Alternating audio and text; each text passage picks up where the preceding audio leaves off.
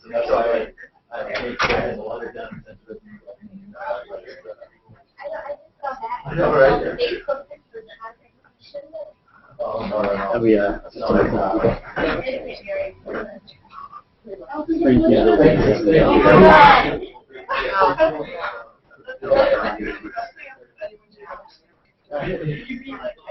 Oh, I think it was,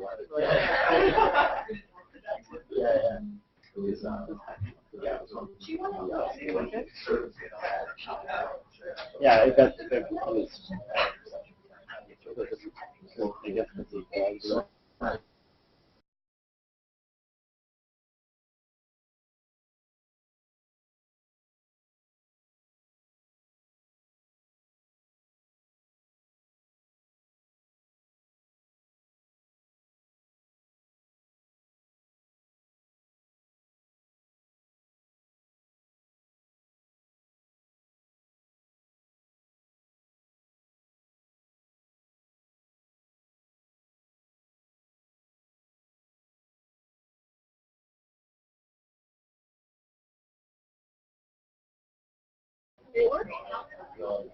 They said no?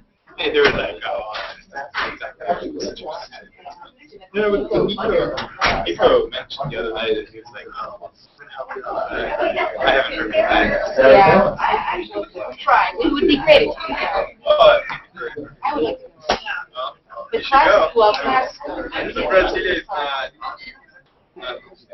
Yeah, the people, this is going to be exciting.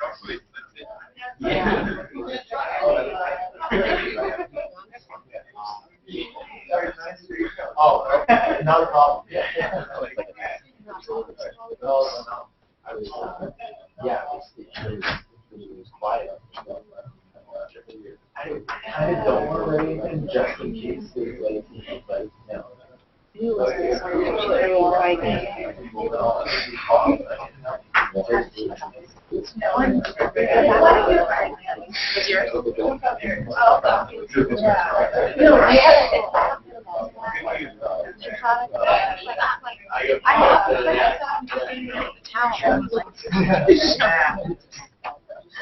I'm going in there. Are we doing class?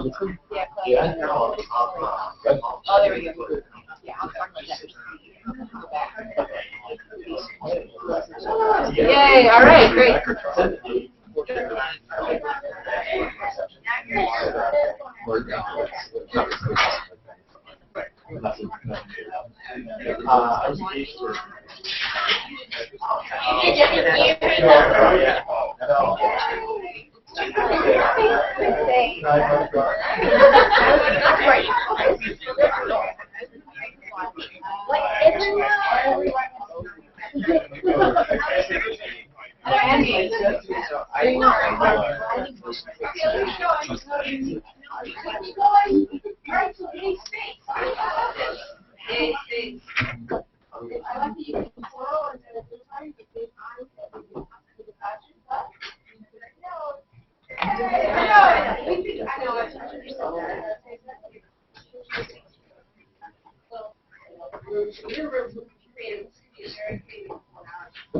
I want to start off with a little level-setting intellectual construct building graduate school.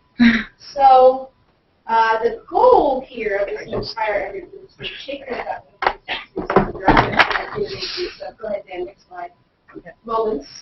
And we know that we're working with people on theory and problem solving and classes aimed at reducing it to users. And really very approaching. And there's some real world applications that are fascinating of this. I wanted to introduce you to Jim, the next slide. You can click on the link that's in the next slide. Next slide is the process. Oh dear, hard to see. Managing, scoping the project design, learning about the user, doing some analysis, coming up with development of prototypes, and then doing the implementation. And the dream is that, it's not even any better. The dream is that we then get to implementation and measuring. And here the dream is that the Boston Mayor's office is actually going to do some implementation of what we come up with here. measure its impact on society. All right, great idea. A little hard to execute, as we've been seeing through this class. Next slide. I want to point you to a real-world example to give you hope for the future. This is the Consumer Financial Protection Bureau. You can click on the link here. For the last 9 months, they've been doing exactly this with mortgage disclosure forms. Finding ways to interview lots of people about their reaction to these forms and doing real-world, testing of prototypes out in the public, all online, and coming up with. Can you click on the link? Is it possible? No? Okay. Coming up with ultimately very nice looking designs. Can you copy the link? Somewhere? That will then be subject to a regulatory process where, can you just go to consumerfinance.gov? So the policymakers have actually subjected themselves to field analysis of these mortgage disclosure forms. If your laptops are open, you can see them. And design has been central. So they're very clear, very open. I saw a couple of nodding heads. Anybody familiar with this process? No? Pretty nifty. Someday we'll get to look at it. And up there, yep, know before you owe. Okay, so there's that's the student loan part. Can you go to the home thing? Go home. Not students. All right, that's all right. There's a mortgage disclosure element of all this.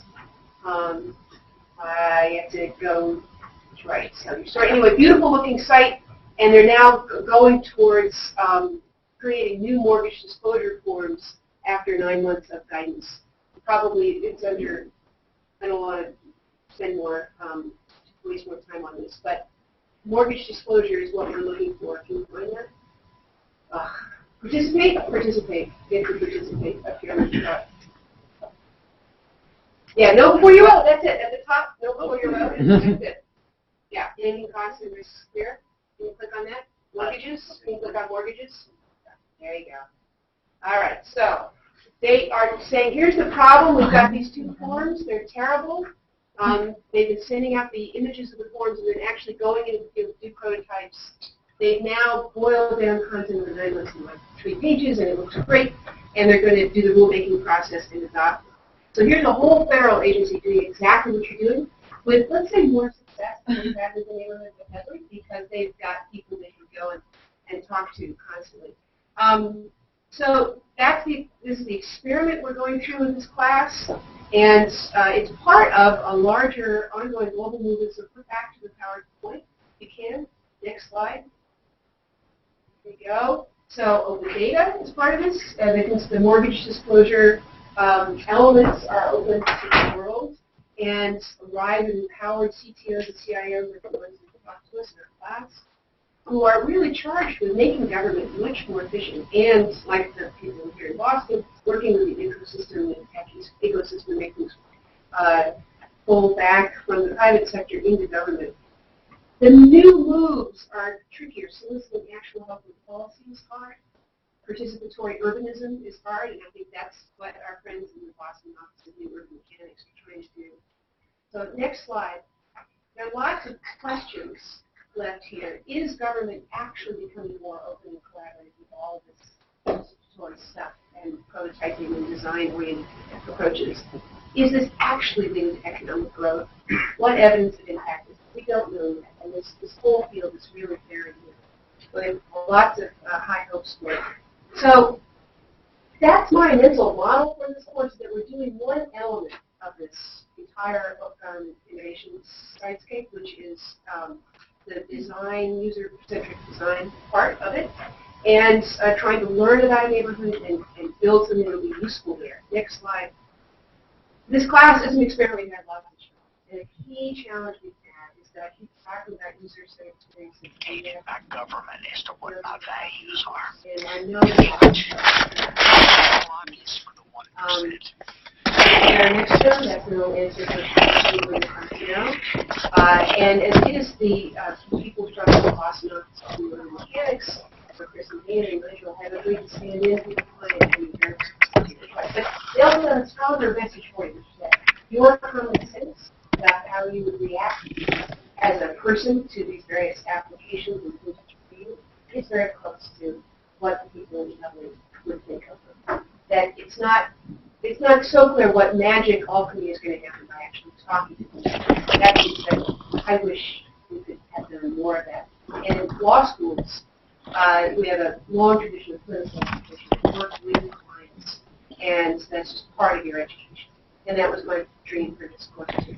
It's been challenged. So we told you what we're doing today and what your assignment is for next week. For next week, we will, through this class, as we still each group, we hope that we'll be ready to take forward. Chris and Dana are going to lead us through their very creative process for ideation and using streetscape elements. And also as part of this class, we'll have 3 divisions. We're ready to do that. So that's my scaffolding for today. Any questions before we proceed on this? Okay. So you're in your groups ready to go. Chris and Dana, over to you. Sure. Thank you so much, Susan. Sure. Is it possible to switch slide decks? Are you guys roughly in your groups already? Yes.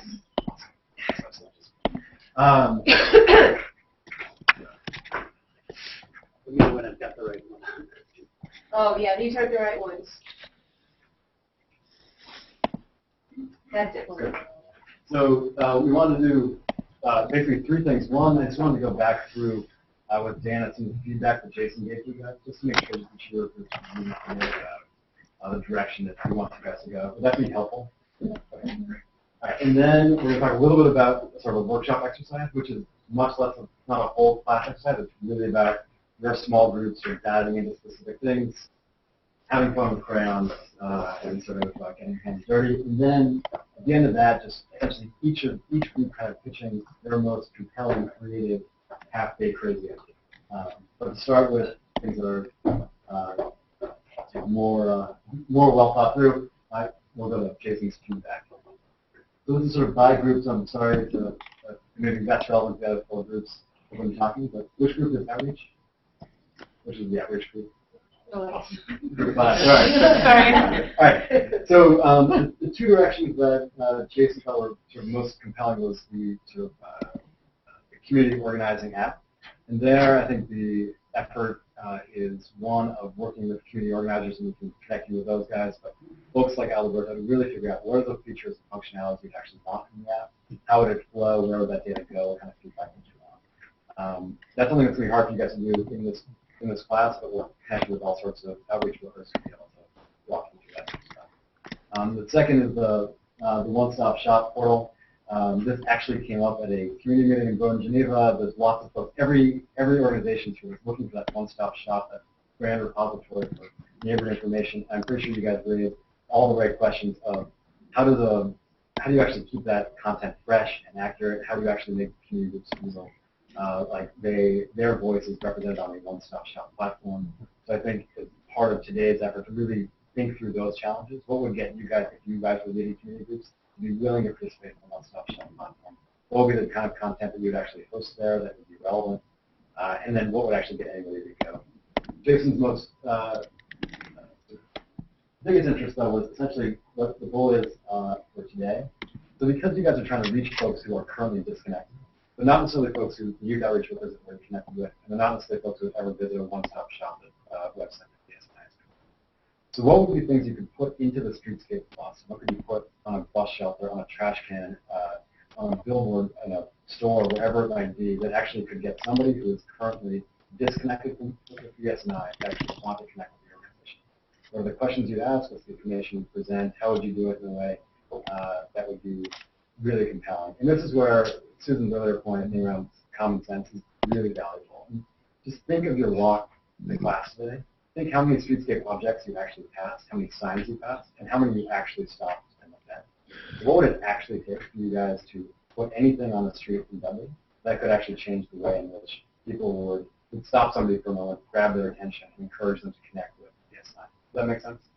Okay. I'd add one thing, which is in addition to just addressing that generally, also thinking if I'm a mom, maybe like you want to think about playgrounds, or so try and kind of do user personas in that sense to think through not just what you would do with the general population, but some of those smaller communities that have predictable behaviors. You go to the next one. The next one is the vision group. Oh, shoot. Here's just a quick question beforehand. So I just want to understand where we're going in the process of there. I think from your perspective, what a great idea looks like. There's some component of the wow, cutting edge. Yeah. Right. And then there's a component of I can do this next week or what did I have? And you know, on a scale where we are today, Go for wow. Go for wow. Go for wow. Big, so, big. So what we want to do is sort of chase after that kernel of that's a really compelling idea, and then we're going to sort of work backwards to figure out, okay, well, how do we make that feasible? But if we don't reach for the wow, we're just going to go after something which we know we can already do, probably has already been done, and probably is effective. That makes sense? The vision group is he really likes the mapping platform and the community use for senior concept. So the idea here is sort of to blend the two rather than just build one. So how do you think that a mapping platform is presenting data, and then how could you use how could you encourage folks who are digitally connected to use that to actually get the insights of this idea of somebody who's actually never texting, get their thoughts.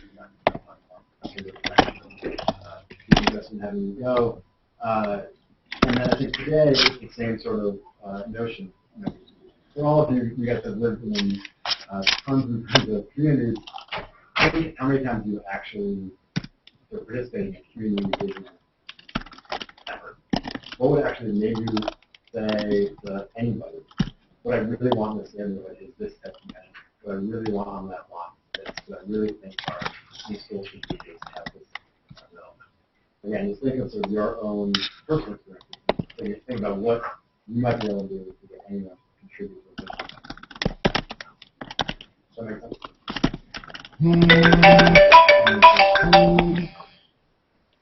So I think we put a constraint on the tech group, the tech audit group, which the word accuracy.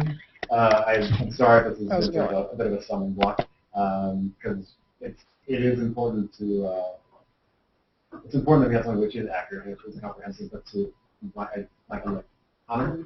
your exact question, I think what is useful here is to sort of suspend the notion of accuracy, think accurate and comprehensive, and think about how you might get the maximum amount of feedback about any sort of tech issue in any sort of way. And then from there, figure out how we might, over time, balance that to make that sort of an accurate sampling. But to first reach for ways we get any sort of feedback beyond the way that we're doing right now. So there are two sort of potential approaches. One is essentially figuring out how to inject questions into people's current flow of business. So into the door-to-door surveys, one of you presented on, or the outreach that DSNI is doing, or potentially anytime that somebody comes to DSNI for anything, what are the questions that they might ask you about know before you go.